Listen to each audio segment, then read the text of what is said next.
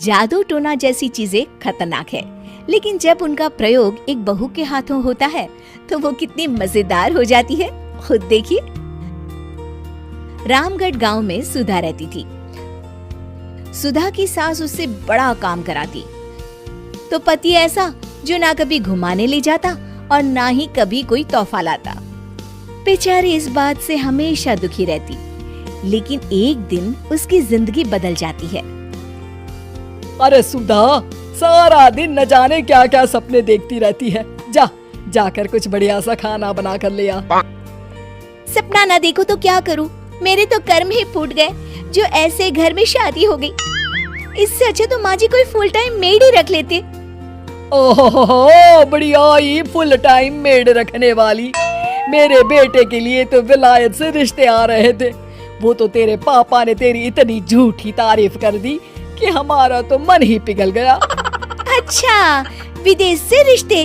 वाह माँ जी वाह। अरे भगवान से तो डरिए, विलायती बहू लाकर क्या गाय का गोबर लिपवाती? बहू बहू होती है, ना वो देशी होती है ना विलायती। बहू का काम सिर्फ सास की सेवा और घर का काम होता है। और सुन, तुझे मैं क्यों बताऊं कि मैं क्या करती? जाकर घर का काम कर। सुधा मन महसूस कर वहाँ से चली जाती है।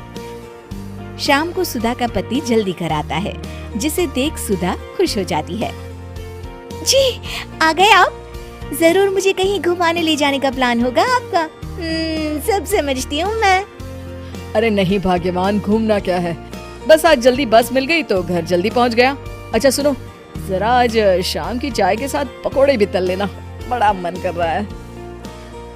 सुधा पति की बात सुनकर पैर पटकती हुई किचन में चली जाती है।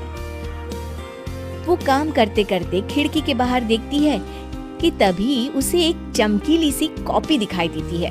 वो खिड़की से उस कॉपी को उठा लेती है और उसे खोल कर देखती है तो उसमें सुनहरे अक्षरों में लिखा होता है, जादुई किताब, इस पर जो लिखो वो सच होता है।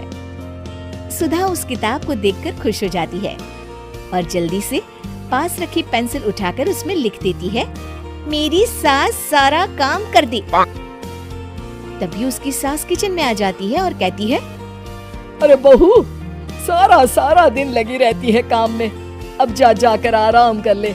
मैं तेरे लिए चाय और गर्मा गर्म पकोड़े लेकर आती हूँ। सुधा ये देखकर हैरान हो जाती है और कॉपी लेकर कमरे में आ जाती है। तभी वो देखती है कि उसका पति आराम से बैठकर किताब पढ़ रहा होता है। सुधा झट से कॉपी निकालकर उसमें लिखती है, मेरा पति मुझे घुमाने ले जाए। बस फिर क्या था, सुधा का पति किताब बगल में रख देता है और उससे कहता है, बहुत दिन हो गए हम कहीं घूमने नहीं गए ना, चलो कल मैं ऑफिस से छुट्टी ले लेता हूँ। सुधा ये सुनकर खुश हो जाती है कि तभी उसकी सास हाथ में चाय और पकोड़े लेकर खड़ी हो जाती है। चलो बहू, कुछ खा लो। अरे किस्मत वाले हैं हम जो हमें तू मिली, वरना मेरे बेटे की शादी कहीं तय ही नहीं हो रही थी। कोई लड़की इस घर में शादी नहीं करना चाहती थी। ले बहू, खा ले। अब तो सुधा की बल्ले बल्ले हो गई थी। सुधा की सास और पति बस उसके इशारों पर घूमते। एक दिन सुधा को सास का हार पसंद आ जाता है। वो सास से कहती है, माँ जी कितना खूबसूरत हार है, क्या ये हार आप मुझे दे देंगी? ओए होए, बढ़िया ही, मुझे दे देगी? अरे तेरी माँ ने दिया है ना मुझे, जो मैं तुझे दे दूं? मैं अपने एक भी गहने तुझे कभी नहीं दूंगी। तभी सुधा अपने कमरे में जाती है और कॉपी में लिख देती है, सास के सारे गहने मेरे हो जाए। अब क्या था, थोड़ी ही देर में सास एक संदूक लेकर उसके कमरे में आ जाती है। बहू, ये ले। ये क्या है माँ जी? बेटा, ये मेरे गहने हैं। अब मुझ बुढ़िया पर तो ये अच्छे नहीं लगते। तेरी तो उम्र है पहनने उड़ने की, ये ले, गहने तू ही रख ले। तभी सुधा की नजर उस हार पर पड़ती है जो सासू माँ ने पहना है। और माँ जी, ये हार जो आपके गले पर है? सास हार उतारते हुए कहती है, हाँ बहू, ये भी ले ले। फिर कान के टापस उतारते हुए कहती है, ये ले बेटा, तू ये भी ले ले। फिर एक एक कर वो अपने सारे पहने हुए गहने उतारने लगती है। ये भी ले ले बहू, ये भी ले ले। सुधा तो खुशी के मारे बौखला जाती है। हाँ हाँ, लाइए लाइए, लाइए लाइए। तभी सुधा का पति उसके पीछे आकर खड़ा हो जाता है और जोर से चिल्लाता है, अरे सुधा, क्या हुआ? क्या लाइए लाइए कर रही हो?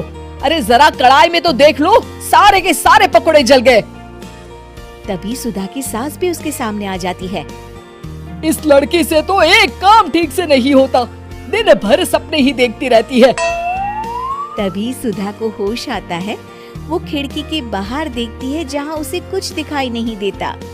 दरअसल जादुई वादुई कुछ नहीं था, वो सिर्फ एक काल्पनिक सपना था जो सुधा अपनी जिंदगी से तंग आकर देख रही।